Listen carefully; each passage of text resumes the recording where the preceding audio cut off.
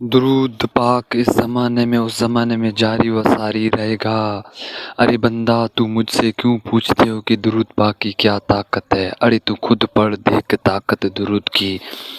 صلی اللہ علیہ حبیبہ محمد وعلی آلہ وصحبہ وسلم۔ آج میں اس ویڈیو میں ظالم کے ظلم سے نجات کا ایک واقعہ۔ تو ایک بادشاہ تھا، تو اگر آپ ہمارے یوٹیوب چینل پر نئے ہیں تو سب سے پہلے آپ ہمارے یوٹیوب چینل کو سبسکرائب کریں اور ویڈیو کو لائک بھی کریں۔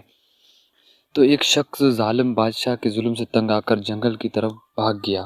بیان کرتا ہے کہ ایک جگہ میں نے رسول صلی اللہ علیہ وسلم کی تصور بنا لیا۔ شخص کہہ رہا ہے کہ ایک جگہ پر جا کر میں بیٹھ گیا تو ذہن میں رسول صلی اللہ علیہ وسلم کا تصور بنا لیا، روزہ رسول کا تصور بنا لیا۔ اسے دیکھ کر 1000 مرتبہ درود پاک پڑھا۔ پھر بارگاہ الہی میں عرض کیا کہ یا اللہ، میں گنبد خضرا کے صلی اللہ علیہ وسلم کو تیری بارگاہ میں شفقت بناتا ہوں، مجھے اس ظالم بادشاہ سے خوف سے امن میں عطا فرما۔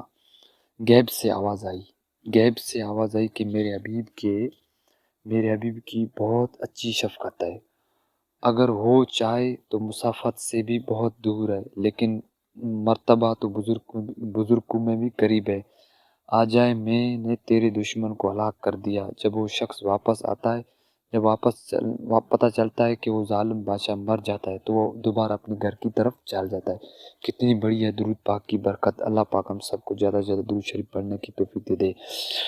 ایک مرتبہ پڑھے صلی اللہ علیہ حبیبہ محمد وعلی آلہ وصحبہ وسلم۔ اگر آپ ہمارے یوٹیوب چینل نئے ہیں تو ویڈیو کو لائک بھی کریں، سبسکرائب بھی کریں اور ویڈیو کو آگے بھی شیئر کیا کریں۔ ہر وقت ایسی ویڈیو آپ کو درود پاک کے ملتے رہیں گے۔